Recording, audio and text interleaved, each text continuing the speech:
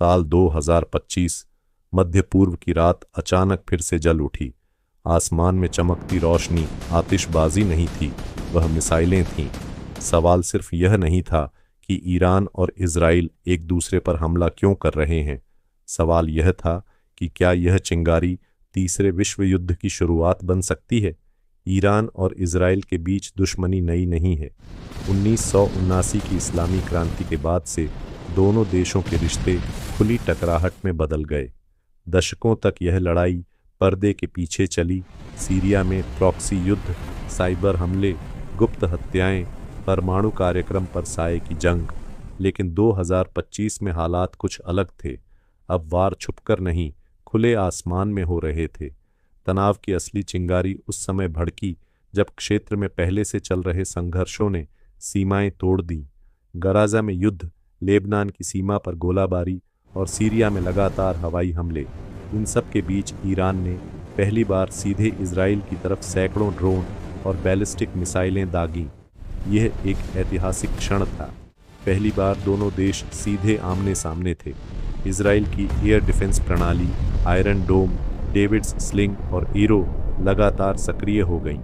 आसमान में रोशनी की लकीरें एक दूसरे को काटती रहीं। ज़्यादातर मिसाइलें रोकी गईं, लेकिन डर पूरे क्षेत्र में फैल चुका था। तेल अवीव और तेहरान दोनों जगह लोगों ने बंकरों में शरण ली। स्कूल बंद हो गए, हवाई अड्डों पर सन्नाटा छा गया। ईरान का दावा था कि यह जवाब था उन हमलों का जो उसके सैन्य ठिकानों और अधिकारियों पर हुए। इजराइल ने कहा कि वह अपने अस्तित्व की रक्षा कर रहा है, लेकिन असली सवाल था, क्या यह बस शुरुआत है। अमेरिका ने तुरंत अपने युद्धपोत भूमध्य सागर में तैनात कर दिए। खाड़ी देशों ने एयर स्पेस बंद कर दिए। संयुक्त राष्ट्र में आपात बैठक बुलाई गई। हर बयान में एक ही शब्द गूंज रहा था, एस्केलेशन। क्योंकि अगर यह संघर्ष बढ़ता तो इसमें सिर्फ दो देश नहीं, पूरा क्षेत्र खींच सकता था। तेल की कीमतें उछल गईं, वैश्विक बाजार हिल गए। दुनिया को याद आया कि होर्मुज जलमरुमध्य से होकर दुनिया का बड़ा हिस्सा तेल का गुजरता है। अगर यह रास्ता बंद होता तो असर सिर्फ मध्य पूर्व तक सीमित नहीं रहता, यह हर देश की अर्थव्यवस्था तक पहुंचता। रात दर रात हमले और जवाबी हमले होते रहे। साइबर स्पेस में भी जंग छिड़ गई।